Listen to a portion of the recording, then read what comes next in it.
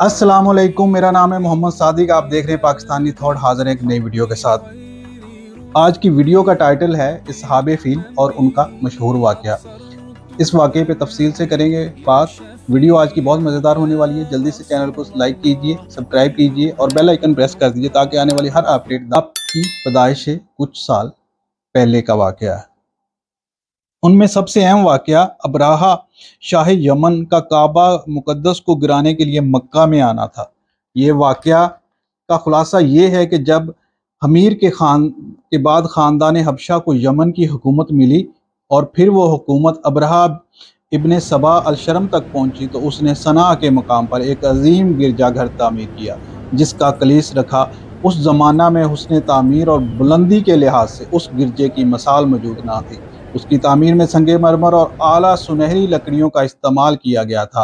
Abraha काबा की बजाय उस गिरजे को अरब का हज मरकज़ बनाना चाहता था और काबा को मिटा देना चाहता था। जब ये बात अरबों तक पहुंची तो बनी फ़कीम में से एक शख्स निकला, उस गिरजे में गया और उसने उसको बतौर बैतुल खुला इस्तेमाल किया और बाद फरागत वहाँ से निकला और अपने वतन आ गया।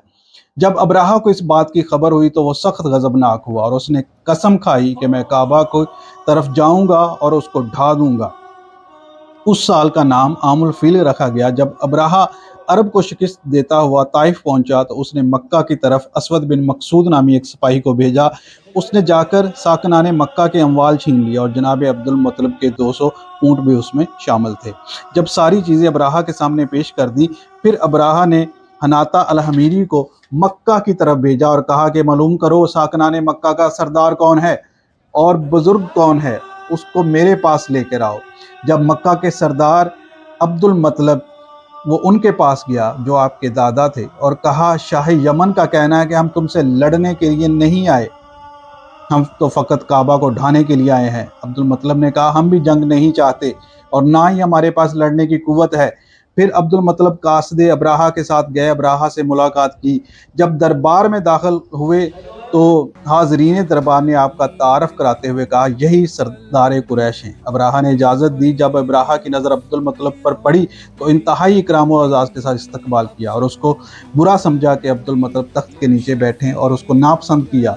वो उसके साथ तख्त पर नीचे बैठा, लिहाजा अब्राहा नीचे उतरा और मसनद पर खुद भी जा बैठा और उनके पहलू में बाज़ाज़ बिठाया और कहा अपनी ख्वाहिश से मुझे मुतला करें। अब्दुल मुत्तलिब ने असवद बिन मकसूद की गारत गरी अमवाल का हाल बयान करते हुए अपने 200 ऊँटों का जिक्र किया जिनको वो बादशाह के पास ले आया। ये सुनकर अब्राहा ने कहा अब्दुल मुत्तलिब जब तुमको हमने देखा तो हमने तुमको बेहद पसंद किया, लेकिन जब से तुमसे गुफ्तगू हुई तो तुम हमारे दिल से हट गए।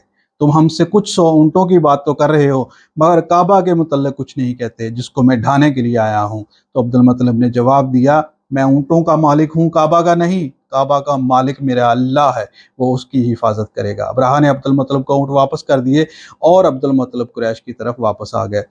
तो फिर एक लश्कर अब्राहा का बड़ा लश्कर काबा को ढाने के लिए आगा बढ़ा जिसमें बहुत कसीर तादाद में बड़े बड़े हाथी थे।